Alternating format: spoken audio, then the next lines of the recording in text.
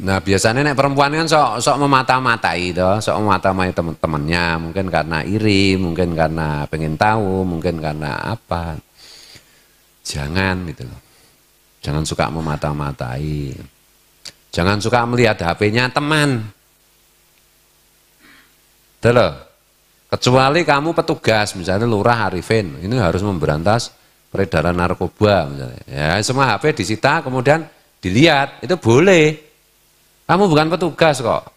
Kamu bukan lurah pondok, jangan itu.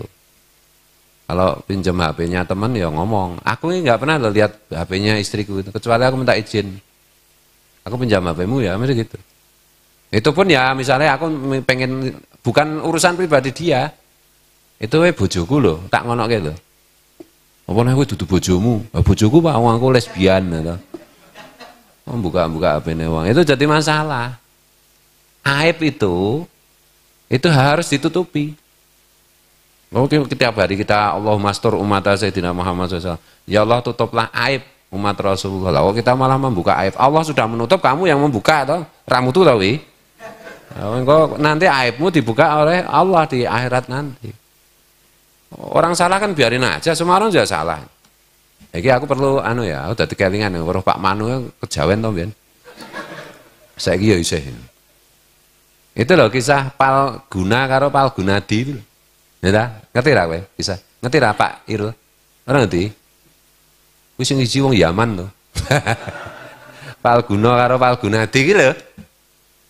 Jadi Palguna itu kan Arjuna. Punya berguru kepada sapa sing Begawan Durna dalam ilmu memanah. Gitu. Dan Durna yo sayang banget karo Arjuna Palguna itu murid kesayangan satu-satunya lah, murid satu-satunya. Kemudian itu kan anak priayi ya, dalam konsepsi Hindu itu kan dibeda-bedakan kasta itu. Kemudian ada anak rakyat jelata namanya Palgunadi. Itu pengen belajar kepada Durna. Tapi Durna tidak mau, kamu nggak bisa. Kamu bukan priayi, bukan satria, kamu kan sudra paria, kok Pakwan. Gitu. Nggak boleh belajar memanah sama aku. Dan Palguna itu diajari mana tiap hari. Nah Palgunadi karena tidak diajari bikin patung. Bikin patung bentuknya Durna. Nah, dari apa kuwi jenenge? Dari daun-daunan, dari dibikin patung Durna. Lah, tiap hari belajar memanah di depan patung ini seolah-olah patung ini adalah Durna beneran. Kan itu. Nah, Palgunadi itu istrinya cantik. Nah, Palguna itu kan playboy. Suka ganggu istrinya orang.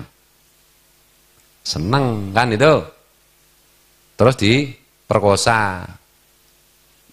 Lapor istrinya kan lapor ada Bapak Palgunadi. Palgunadi marah ditantang Palguna itu si Arjuna, tantang panah memanah. Nah, setelah itu ditentukan waktunya apa itu perang tanding panah itu Palguna kalah kan lebih sekti Palgunadi. Cara memanahnya itu lebih hebat Palgunadi. Mati kan Palguna itu. Arjuna mati. Tapi kan belum saatnya karena masih ada acara besar yaitu perang Baratayuda. Maka Sri Krishna pun datang. Krishna itu titisan dewa gitu loh. Titisan roh Tuhan. Membawa nur Rasulullah cara Islaman itu. Kemudian dalam keyakinan kan begitu. Kemudian dihidupkan lagi. Memakai ilmunya Yesus. Nah, ilmunya Nabi Isa. Hidup lagi kan. Tuh. Kemudian ini Palgunadi ini berbahaya ini kalau Arjuna bisa dikalahkan. Arjuna itu pemanah terbaik. Harus dibunuh juga ini Palgunadi. Nah, Sri Krishna pun Palgunadi sebagaimana biasa latihan manah di depan patung. Kemudian Sri Krishna itu masuk ke dalam patung itu, di belakang patung itu, terus patung itu bergerak-gerak bicara. Hei Palgunadi. Kaget kan Palgunadi. Ternyata patungnya bisa ngomong. Hebat perhatian itu. Terus terjadi dialog.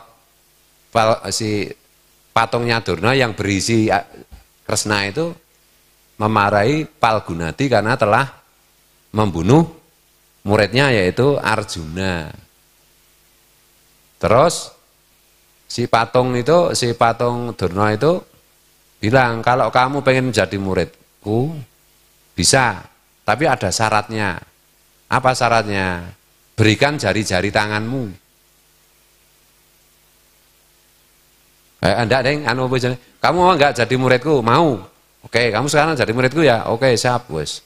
Murid itu harus taat ya. Taat sepenuhnya ya, sepenuhnya. Minta apapun guru dikasih ya. Siap. Aku gurumu sekarang. Oke? Iya. Aku minta jari-jarimu. Nah, karena Pak Gunadi orang baik, orang ini ya diberikan.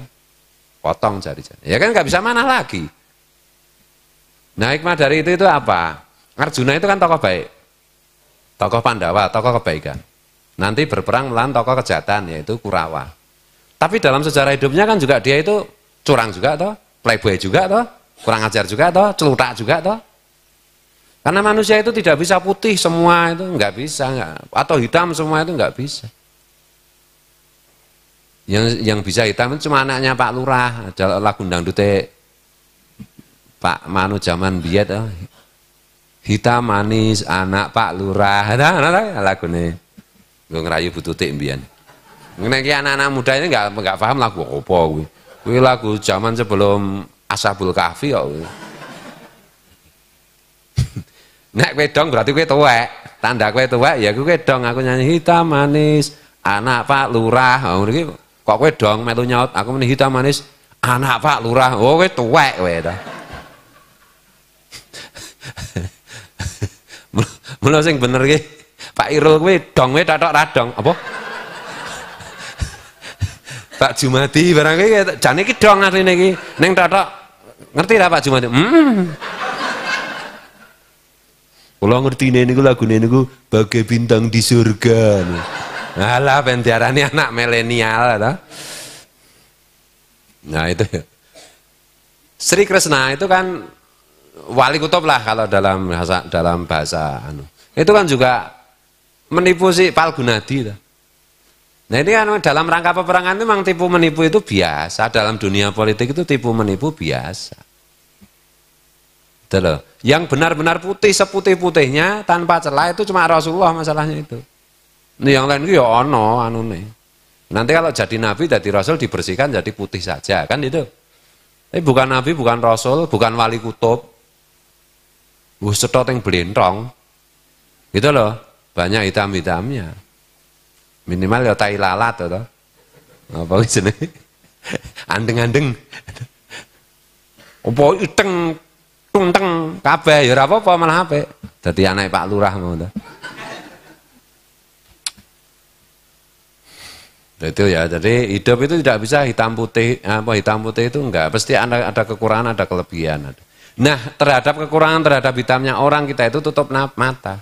Terhadap putihnya orang kita itu melihat. Makanya kalau membicarakan kebaikan seseorang sebut namanya. Kalau menceritakan keburukan seseorang jangan sebut namanya. Gitu loh. Ngerasani itu boleh tapi nggak nyebut namanya, nggak nyebut inisialnya, ciri-cirinya.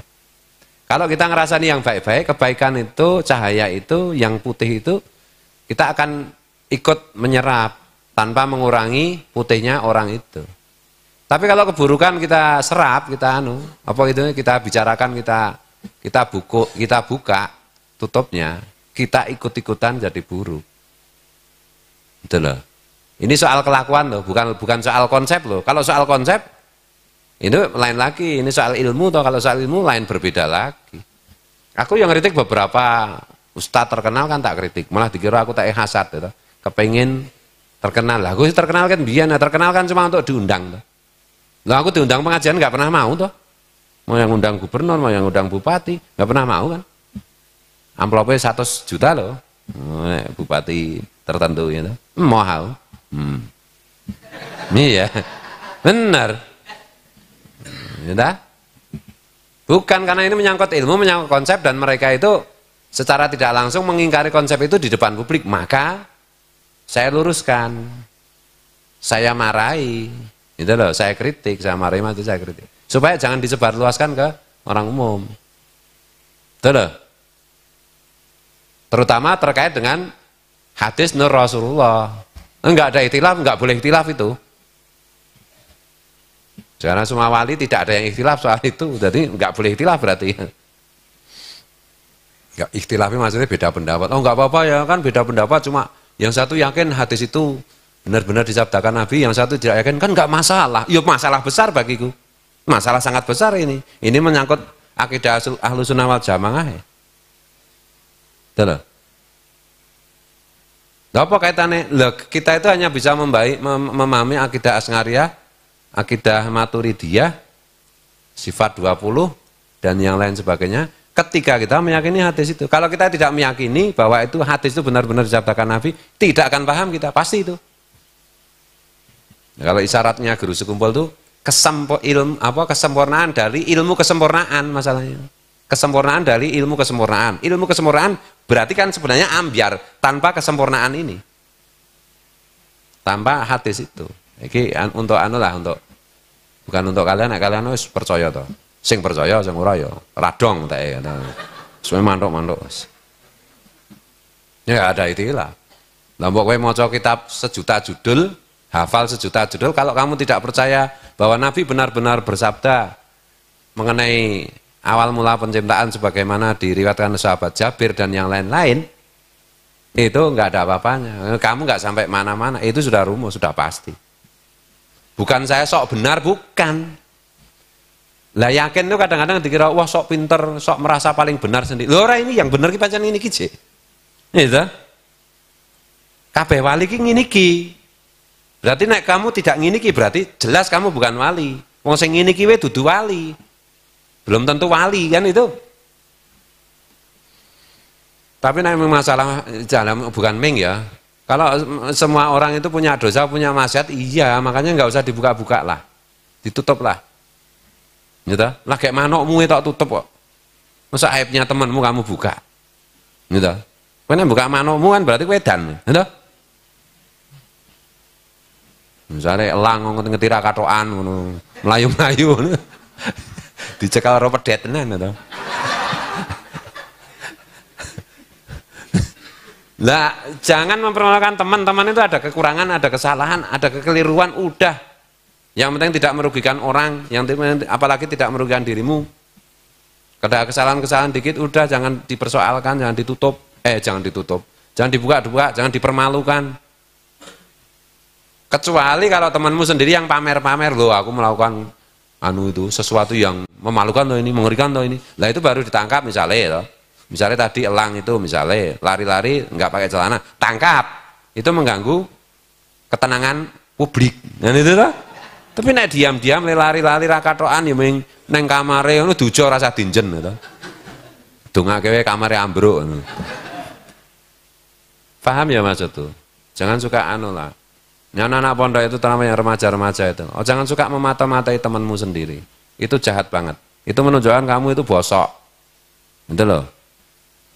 Jangan ya, nanti jadi masalah itu masalahnya. Kecuali kalau temanmu itu mencuri, kecuali kalau temanmu itu merugikan orang lain, berbuat jahat kepada orang lain, lah itu baru laporkan lurah. Tapi kalau kamu melihat aibnya temanmu, nggak usah dilaporin lurah. Lurah es mumet, bojone meteng kalagan. Nah. Lah bojone Arifin kan meteng loh. Akibat ulah perbuatannya sendiri kan. Pakai ki guyu idang pakai. Wis ta meteng pakai ki.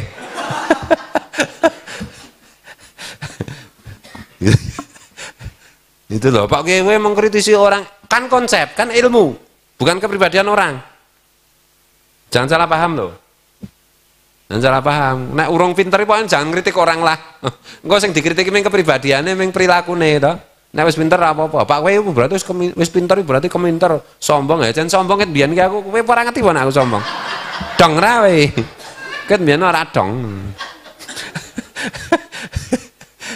Lah bingung to nek ngomong karo wong bodoh kan bingung to. Apa-apa darani sombong, ra sopan. Akhlak lebih utama daripada ilmu. Loh, sing ra ndek akhlak ki sapa? Akhlak ki apa? Akhlak ora dong kok. Definisi akhlaknya apa, wira dong kok nyalah-nyalahke gitu.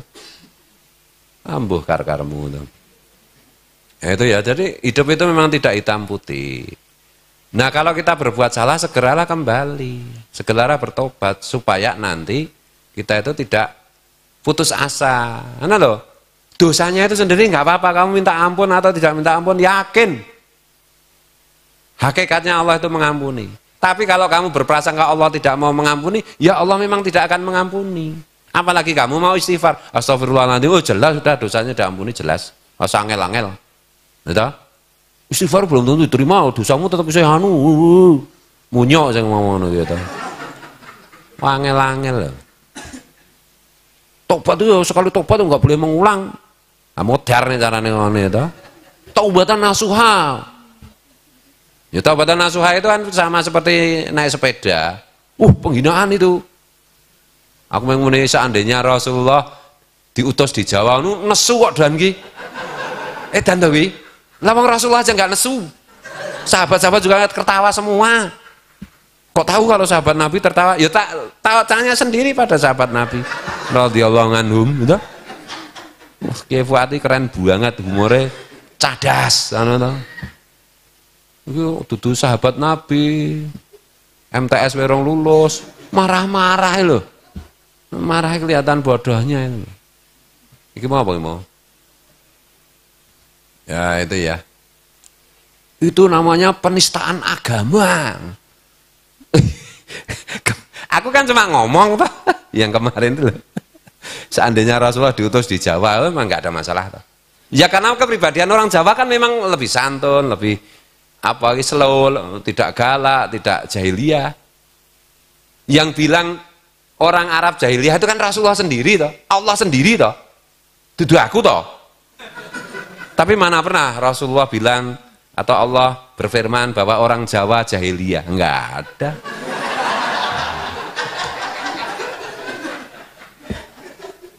Gitu? Nah, diutus di kalangan jahiliyah aja sukses besar, apalagi kalau diutus di kalangan tidak jahiliyah, kan gitu. Kayak apa itu pelatih sepak bola itu, pemainnya buruk jelek-jelek aja bisa juara, apalagi kalau pemainnya bagus-bagus. Ya belum tentu, terserah Allah, matamu picak kan. Ini kan hukum probabilitas kan, wah itu hukum probabilitas itu bukan hukum Allah. Kamu kok memakai hukum probabilitas, berarti kamu kafir. Wa malam yahkum bima anzalallah fa ulaika humul kafirun. Siapa yang menetapkan hukum tidak sesuai dengan hukum Allah, berarti kafir. Kamu memakai hukum probabilitas, itu bukan hukum Allah, berarti kamu kafir. Utekmu picak ya, raming matamu.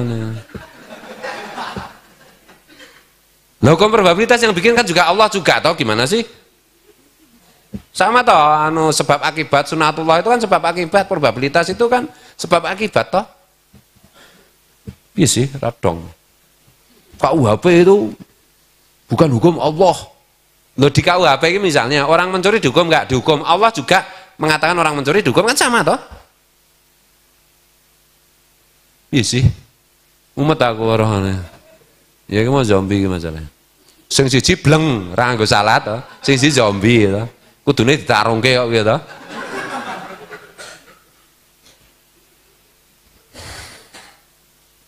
Jadi ya sebagaimana Rasulullah, sebagaimana para nabi dan rasul, sebagaimana para wali, ya kita menjalankan syariat setertib-tertibnya. Kan itu sekuat tenaga kita sendiri-sendiri masing-masing. Ya, kuate salat Jumatan aja, ya Jumatan udah bagus banget. Kuatnya itu hanya sholat hari raya, ya udah bagus kan? Gitu. Ora kuat kabeh ya men mati wae ta. Oh jenenge wis ora kuat kabeh ta mati ta berarti. Nah kadang-kadang orang terus saya juga khawatir itu nanti orang yang mendengar omongan saya itu kritikan juga saya dengar toh. Kadang-kadang kalau bermutu gitu. Kadang-kadang itu salah paham, terus dikira saya itu menyuruh tidak sholat. Ya siapa bilang aku ya tukang sholat yo. Itu Pak Kiai kan pernah nyanyi itu sholat kena ora kena. Aku kan cuma menceritakan zaman dulu ada lagu kayak begitu, zaman 60-an itu sebelum Gestapo itu. Aku ya salah terus, ya tahu ora salah tak akoni to, tak sahur to Yan. Ngono lho. Dikirane aku rak menggambleh tok, ora mulang ngaji, ora ngopo-ngopo ngono ya. Ora salat, ora ngopo-ngopo terus bleng ngono ya. Matane. Tuh, nanti ono cara Pak Kiai ora salat ora apa-apa. Ya kowe iki nek cara Pak Kiai ora salat ora apa-apa, nek kowe iki ora gelisah. Lah wong kowe gelisah ngono kok. Ora salat ya mumet ngono. Ngono. Wis ora salat ra ndedet mumete loro ta. Ya paling ora iki nek salat iki senajan ra ndedet kan mumete siji mung teke ra ndedet, ya ta? Ning karek njaluk kancane, ya ta? Ra nei antemi ya rampung. Wah, brutal tenan. Ini humor ngono lho. Wong wis angel, wong nek uteke soplak iki jan dijak geguyon ya ora iso ta. Angel ya cak guyon iki. Apa sithik-sithik apa jenenge penistaan agama, sithik-sithik pelecehan agama, wis apa-apa jan koplak kabeh. Otak koplak. Lah ning Nusantara iki oplake ora koplak je. Otak koplak kan bukan dari Nusantara. Dari sono, kembali aja ke sono. Wah itu namanya rasis. Di sini juga ada orang Jawa. Loh Jawa kan Indonesia. Dong ra kowe. Bungul kamu. Jawa, Papua, Dayak, Kalimantan, apa? Sunda, Sumatera, ya Indonesia. Maluku, Ternate, Tidore. Ngoroke. Nah, bar tidore kan ngoroke. Telat le mikir le guyu telat. Bismillahirrahmanirrahim. Jadi itu ya, makanya berkali-kali saya bilang kalau bisa itu berbuat baik kepada sesama, kalau nggak bisa itu jangan berbuat jahat, jangan merugikan orang, termasuk memata-matai itu loh. Pokoknya kanca dhewe sak kamar dimata-matai, waduh. Musuh dalam selimut gitu. Musuh dalam selimut ya meteng tenan ada. Piye sih? Buktine Arifin kuwi to.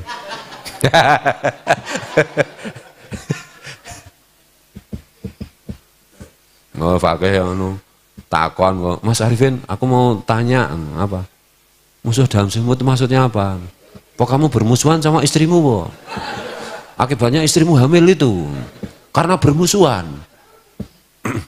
Tembak-tembakan. Kedok rake. Bodonge pakai kita ngono yo dong banget ya toh. Nang nggo ilmu kok ngene iki kuwi naluri ya toh. Cara delok guyune wis kepengin. Kepengin ngerti sebenarnya itu apa yang terjadi saudara-saudara. Gitu ya. Kalau bisa berbuat baik, orang yang berbuat baik terus kalau berbuat jahat.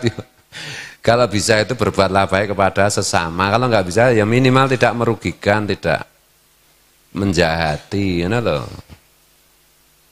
Jangan dibalik-balik, ya. Sholatnya rajin, umrohnya rajin, puasanya rajin, pengajiannya rajin, majelis maulidnya rajin, tapi kerjaannya bunuhin teman. Ya nggak ada gunanya deh. Itu kan aneh-aneh munar. Nek munar itu apa ya? Artinya istrinya Om Erwin.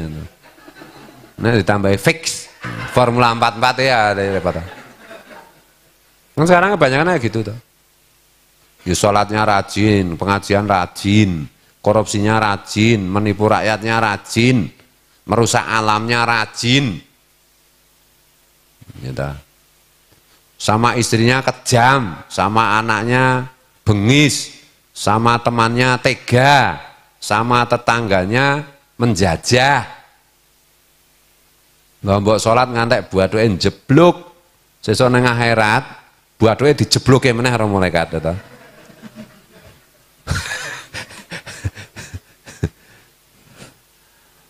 Itu ya, kalau bisa itu berguna, bermanfaat. Jangan bikin perkara jangan buka-buka aib teman.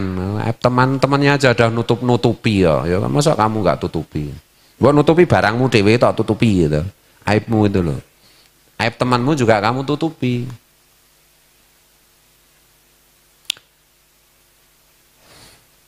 Jangan kalau menanyai sesuatu jangan menginterogasi, no, sama teman kok menginterogasi. Engko terus aku khawatir kalau misalnya Arifin diinterogasi, siapa? Tia ya diinterogasi gitu. Selesai ngaji, Mbak Tia, apa yang kau lakukan dengan suamimu? Kok bisa terjadi seperti itu? Malam-malam ngapain kamu? Ayo. Wah, no. Ngomong yang terus terang. Jujur. Taposan. Lah apa kowe iki polisi? Kok ngono kowe iki?